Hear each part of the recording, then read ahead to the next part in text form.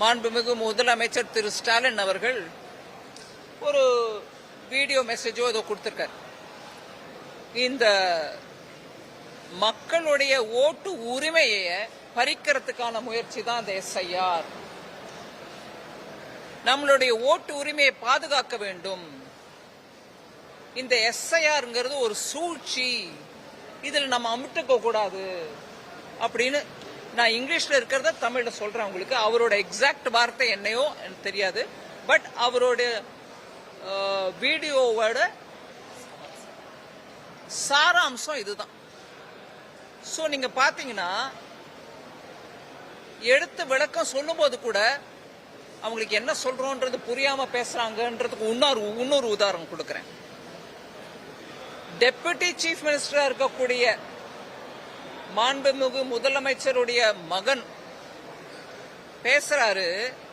எஸ்ஐஆர்ன்றதை என்னன்னு அவருக்கு தெரியல, மன்னிச்சுக்காங்க நான் தப்பா சொல்றேன். அவர் என்ன சொன்னாரு? ஸ்பெஷல் இன்டென்சிவ் ரிவிஷன் சொல்லலைங்க, ஸ்பெஷல் இன்டென்சிவ் ரெஸ்ட்ரிக்ஷன் அப்படிங்கிறாரு.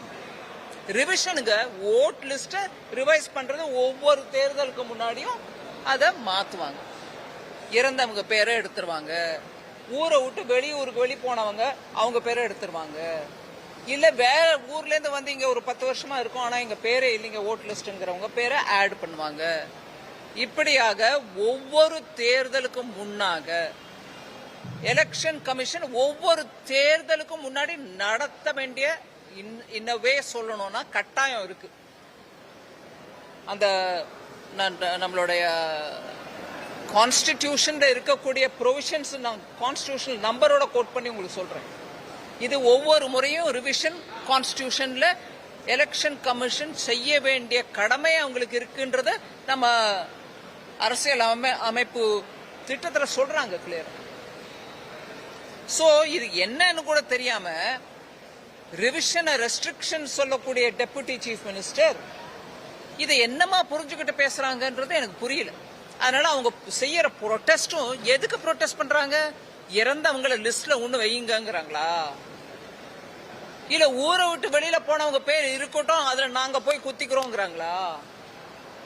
இல்ல வெளியூர்ல இருந்து வந்தவங்களை இங்க சேர்க்காதீங்க, அவங்க தமிழரா இருந்தாலும் அந்த மாவட்டத்தை சேர்ந்தவங்களா இருந்தா கூட எங்களுக்கு வேணாங்கிறாங்களா?